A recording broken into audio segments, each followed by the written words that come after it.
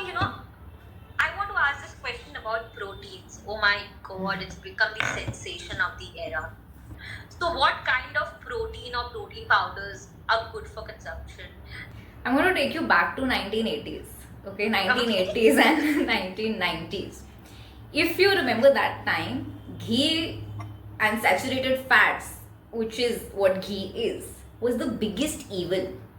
कोई रोटी पे घी नहीं लगा रहा था, कोई चावल में नहीं डाल रहा था. Everybody switched to these plant oils and which are also good alternatives, except ghee is not an evil, and we know that today because this stemmed from the Western culture where ghee was shown as an evil. And today what are we doing?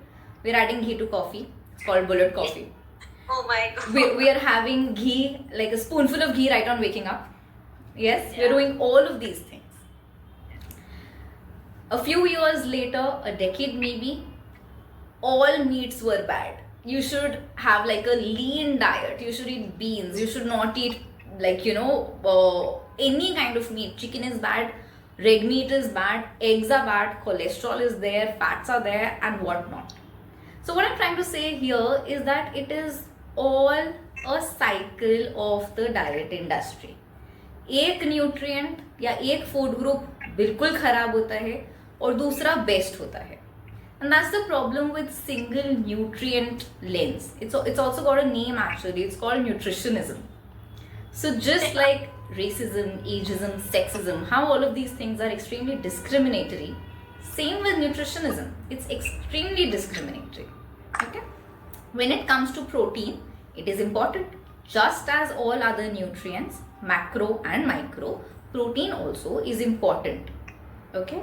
Are we eating ample protein is again something that's very individualistic, I would say. Okay? But if I talk like in a general way, Yes. are we eating ample protein or were we eating ample protein before this entire protein bomb got dropped on us?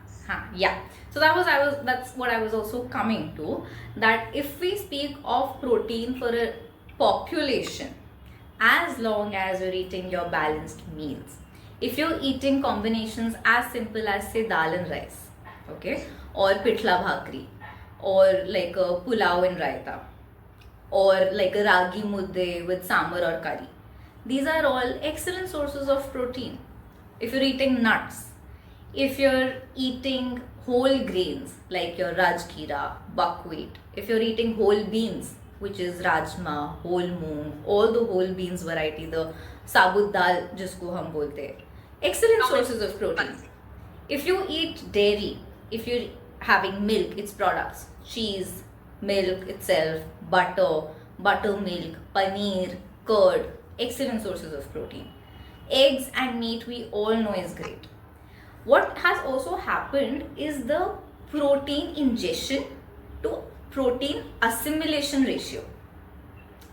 What we've heard is that you need 1 gram of protein per kg of body weight, correct? And that's what we are aiming at. What we are doing, we are eating a plate full of grilled chicken. जब तक उसके साथ एक grain नहीं होगी, that protein is not going to be used in the body. For the protein to be assimilated, there's something called as protein sparing action, which requires a portion of carbohydrate and essential fats on your plate. Circling back to a balanced meal, if you're eating chicken, have a toast with it, have rice with it, have a chapati with it, but pair it the way it is meant to be eaten. If you're eating eggs for breakfast, again add a bhakri to it. If you like to have toast, if you like to have cheese toast, pair it. Eat it in the right combinations. If we run behind single nutrients and single food groups, that's actually when deficiencies start stemming because we are ignoring everything. It all works together and never singularly. Thank you for answering that. But you didn't answer my question. What is this new thing about plant-based protein? Plant-based protein. Yes, plant-based protein is a child of veganism. Okay, yeah, so that's where it's coming from. Veganism, it's died slightly in today's time, but was a boom in the past year, right? Yeah. It was all about veganism.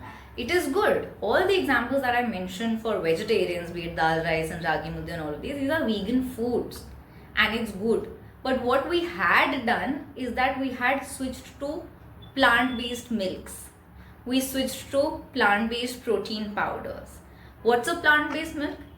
If you're speaking of soy milk, like you mentioned, if you're speaking of tempeh, if you're speaking of almond-based milk, it's just these foods which does not fall in the category of milk. The food group that they fall under is either nuts and seeds or grains. So if you just mess up with the proportions on your plate and mix things up, if you don't want to have animal milk, don't. Almond milk, I wouldn't say is a good substitute. Definitely rethink that as a vegan. And that's exactly where the plant-based proteins are coming from.